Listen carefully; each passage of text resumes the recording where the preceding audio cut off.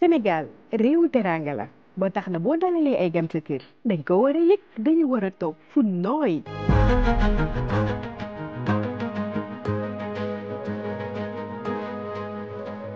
sa néeg nag mooy fi ngay dalloo mën nga ko mun a décorer nu mu la neexee am sa lal bu yànj bu am classe say bagage nag daara du taxawaalu ndax am naa armoire bu yaatu.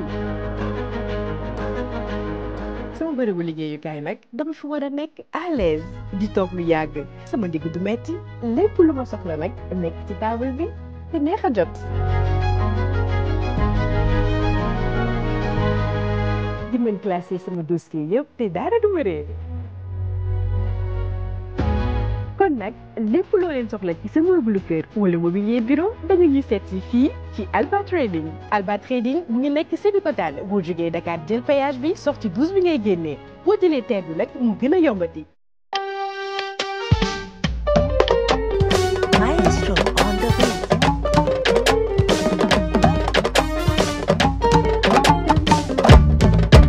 Ville de Dakar, Orange, Master Office, Meoulalia, Like, Bébé Rose, les Quais Distingo, Vision Holding Imo, Sénégal Découverte Touristique, Douglefi.com, Alba Trading, Sapco, Eau Minérale, c'est où? Vous offre Sen Petit Galet Summer Fun Show.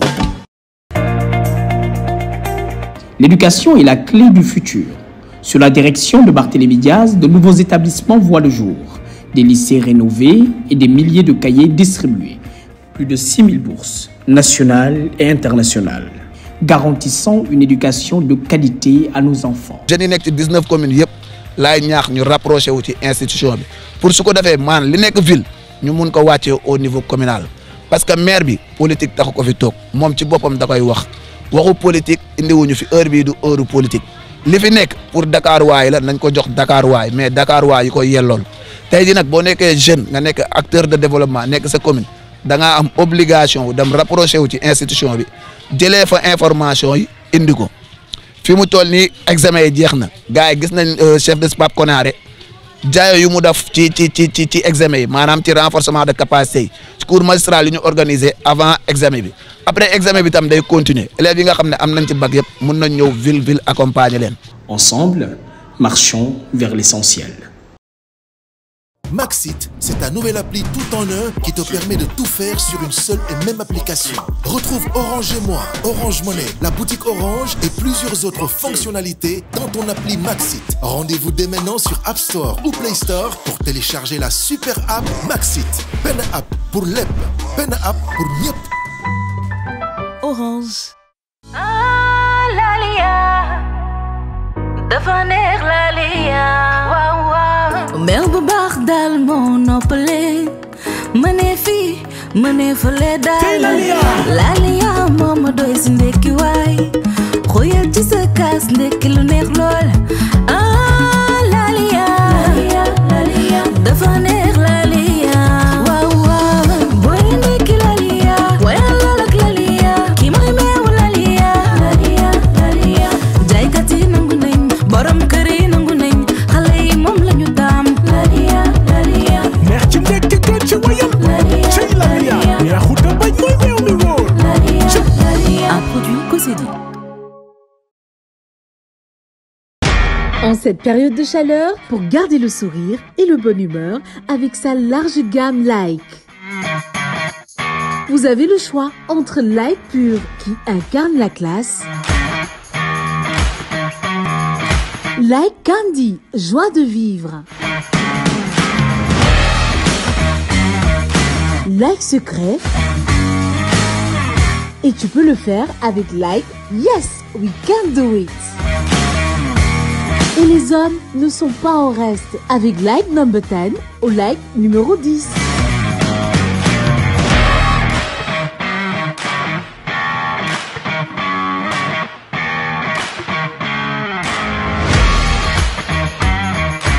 Avec la large gamme de parfums Like, sentez bon tout le temps. Waouh! Une bouffée d'oxygène pour les enfants. Parfum Bébé Rose, une large gamme pour enfants. Sans alcool nak amna Laura de Explora. B01 Brat, Fontana, Lulu Kate, Mousse, Spider, Spoop Pub, Tom and Jerry, and Sweet.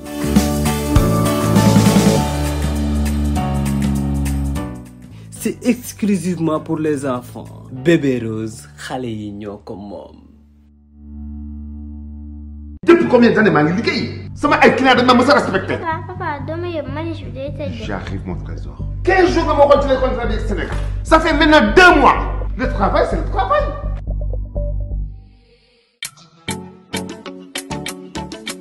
Désormais, avec Distingo, achetez vos remèdes de papier à carte de haute qualité fabriqués au Sénégal. Waa maman, fii du yoonu manège bi de waa man kañ laa yegg.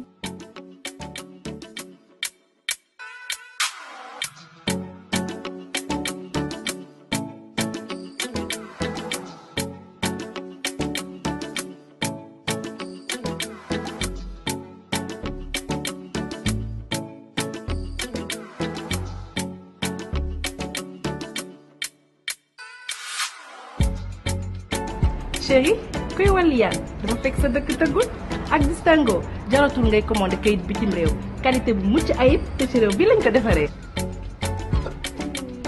Mon trésor, merci. Distingo se distingue par sa qualité.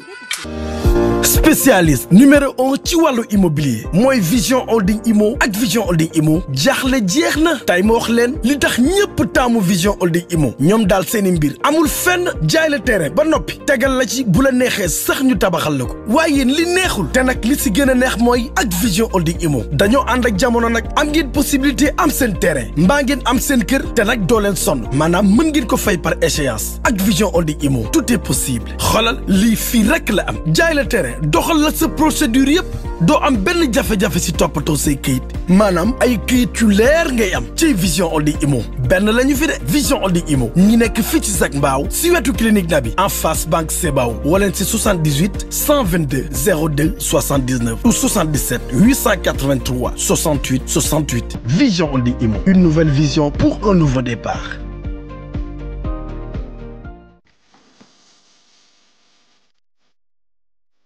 Du 1er juillet au 30 septembre, le Palm Beach Resort & Spa à Saly vous accueille avec des tarifs exceptionnels durant tout l'été. Découvrez un havre de paix idéal pour des vacances d'été en famille. Des chambres élégantes et confortables. Des activités pour les grands et les petits.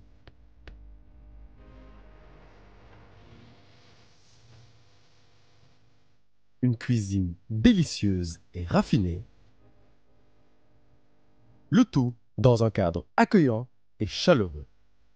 Profitez d'une réduction exceptionnelle de 20% du 1er juillet au 30 septembre pour les enfants de 3 à 12 ans. Pour plus d'informations, contactez-nous par téléphone au 33 939 59 99, par email ou sur nos réseaux sociaux.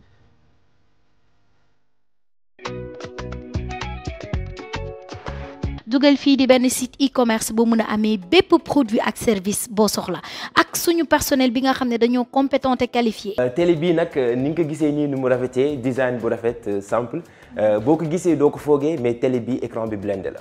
télé bi boo ko dóoree du toj instant yii bu nga si texté non. faux plafond dafa nekk liggéey bu xaw a spécial. am na loo xam ne tamit pour extérieur la maanaam si biti. comme je suis en partenariat avec Google fii. Google fii te lépp mi ngi si biir. képp ku ma soxla rek boo duggee ci Google fii orientation bi. maanaam bu. waaw di la wax ni rek tey dañ leen indi le volupté musc Tahara. volupté musc Tahara. ku ko bëgg da ngay dugal fii .com nga daal ci si commandé. Infinix dafa nekk téléphone yoo xamante ne sénégalais yi war nañ ko mën a bëgg. sénégalais yi bëgg nañ ko commencé nañ ko adopté. boo seetloo tey ci sama boîte yi nii da nga gis ne dama cee def benn sticker bu orange. maanaam téléphone bi boo ko jëndee nga dugg ci dugal fii .com. nga jënd ko. Orange dina la may 10 gigas de connexion directement. ñun nag ñun ñooy waa Bambinerie 2T ñun dañoo suñu spécialité mooy lépp loo xam ne maman soxla na ko ak bébé moom la ñuy accompagner. ba indi nañ leen ay extension musculaire ay rouleau abdominal ak ay poignet ay barre de poignet. d'accord ak ay correcteur de posture. d'accord ñoo xamante ne dañuy tegal sa loxo ci foofu. multimédia moom spécialité informatique la. d'accord lépp loo xamante ni matériel informatique la rek boo ñëwee ci suñu boutique donc ko fay fekk. ñoo ko bokk képp koo xamante ni. soxla nga produit loo multimédia mën nga dugg ci dugalfi.com. jeex na ko fa am. loo soxla rek dugal fii am ko.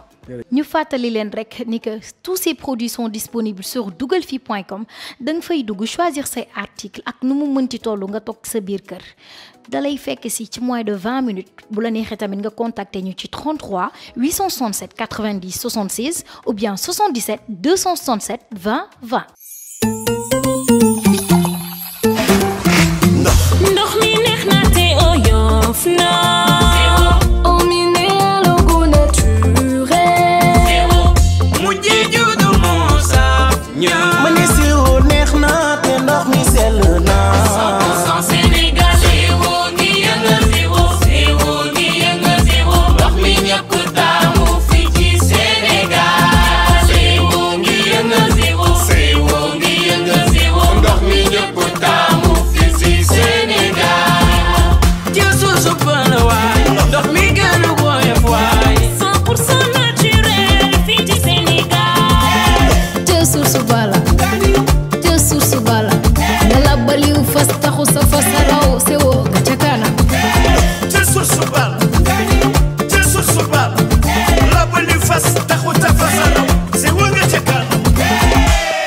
Au minéral démocratisé.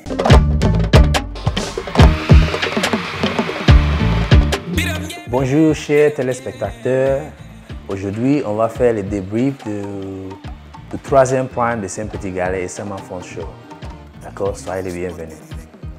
Mes chers candidats, merci beaucoup. Sur ce troisième point, je vois quelques améliorations. Donc, j'aimerais vous dire bravo. D'accord? Donc, je vais commencer par Cher. Cher, ce que j'aime pas chez lui, c'est qu'il est un peu dispersé là. Il n'est même pas là. Un jour il vient, un autre jour il ne vient pas. Je crois que pour son âge, il faut lui donner le message que c'est pas bien. J'aime que les gens soient stables. Pas tu viens aujourd'hui, demain tu viens pas. Après demain tu viens, on te voit pas. C'est pas du tout sérieux ça. Surtout c'est pas bon pour son âge. Il faut lui dire que tonton Peter a dit ça. D'accord? Mais quand même, j'ai vu une amélioration sur sa voix. Il a fait un effort même là où il devait monter sur un autre octave. Il a vraiment assuré. Donc quand même, dis-lui ça il a amélioré dans son chant, dans le chant. Mais quand même, j'aime pas le fait qu'il n'est pas sérieux. Un jour il vient et 2 jours après il disparaît. C'est pas comme ça qu'on bosse ici. Il faut lui dire ça, d'accord? Ablaye, le chant que tu as chanté, c'était pas mal.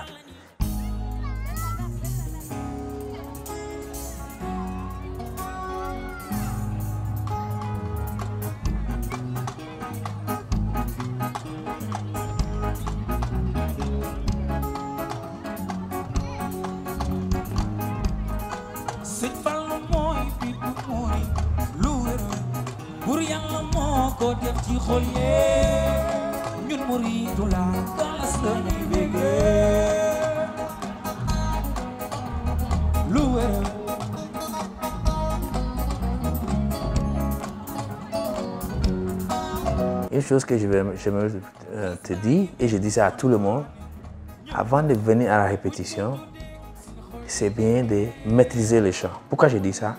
Parce que quand on maîtrise le chant, on peut trouver la bonne gamme, ou bien la bonne tonalité pour vous. Ce que j'ai remarqué, la gamme qu'on a choisie pour toi, c'était encore un peu plus bas. juste peut-être par un demi-ton. Ce qui a fait que tu n'as pas mis tout l'émotion que tu devais mettre dans ces chants-là. D'accord? Mais dans l'ensemble, je ne t'ai pas entendu crier. Il y a des parties où, surtout quand tu chantes le nom de personnes comme des chefs religieuses ou bien des marabouts, il faut mettre un peu plus d'émotion. Vous comprenez ce que je veux dire? Et quand on chante de partie bas d'un chant, c'est bien de se garder en tête, on ne doit pas crier. Parce que c'est déjà bas, donc on chante comme si on est en train de parler à une personne. D'accord? On est en train de parler à pas beaucoup de personnes, mais que, bon, on imagine qu'on est dans une salle qui est plus petite. Et par exemple, façon, je suis en train de parler avec vous, je ne dois pas crier, n'est-ce pas?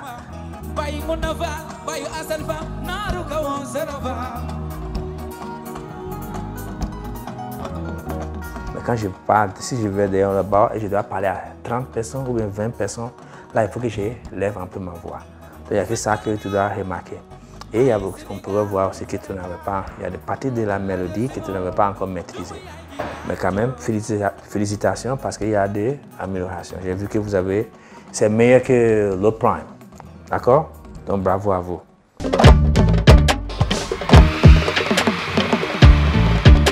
Bébé, la même chose pour toi aussi.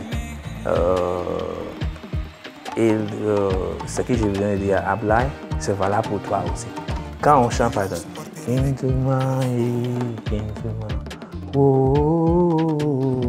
c'est comme tu parles à une personne. Tu vois, parce que la mélodie est encore basse et tu ne vas pas encore monter. Tu sais qu'après tu vas monter.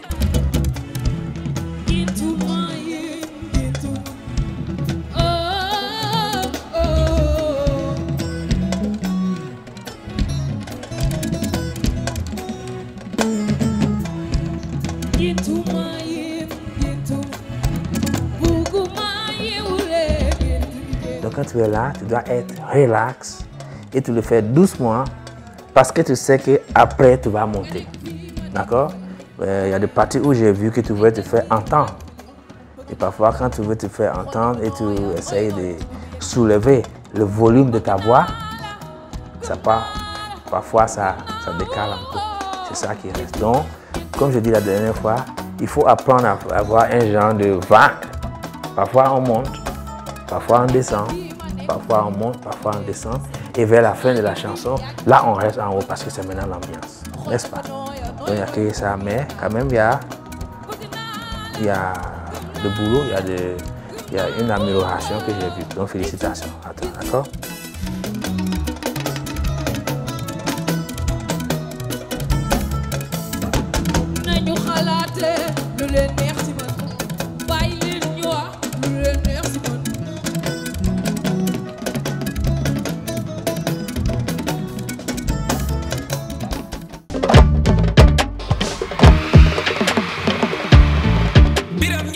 Mamgo, toi, comme d'habitude, tu as assuré encore.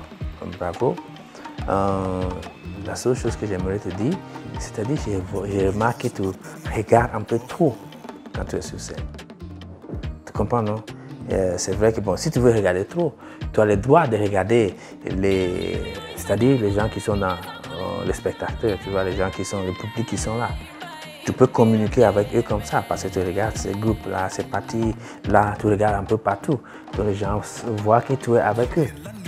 Mais si tu es en train de regarder sur scène, là comme je dis la dernière fois, tu peux perturber peut-être un musicien, peut-être un danseur qui peut croire que peut-être il y a quelque chose qui ne va pas. Tu vois, non? Donc essaye de ne pas trop regarder derrière. Ok? Sois confiant. Tu peux diriger l'orchestre.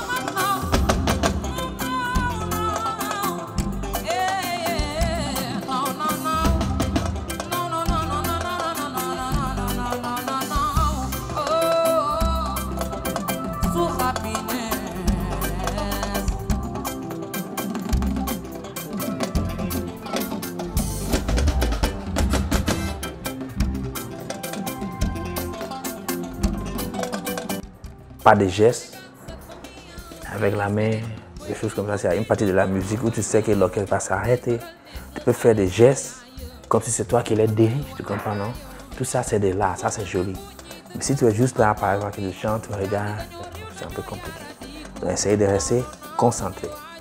Donc, comme je dis, cette prime-là, je n'ai pas beaucoup de choses à dire parce qu'il y a une amélioration. Donc, je veux que ça reste toujours avec vous. Je vais les signaler encore. C'est un petit galet, c'est d'abord un concours de chant.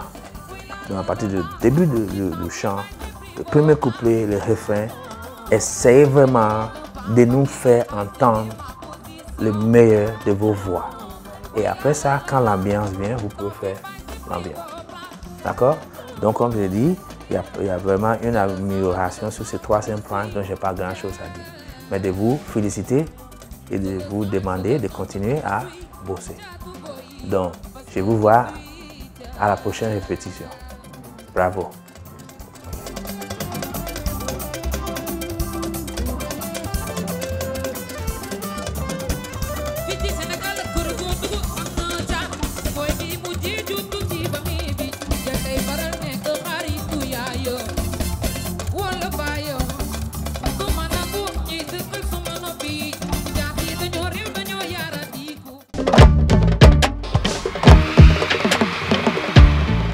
Dakar, Orange, Master Office, Meoulalia, Like, Bébé Rose, les Clés Distingo, Vision Holding Imo, Sénégal Découverte Touristique, Dougolfi.com, Alba Trading, Sapco, Au Minéral, c'est où? Vous ont offert Sen Petit Galet Summer Fun Show.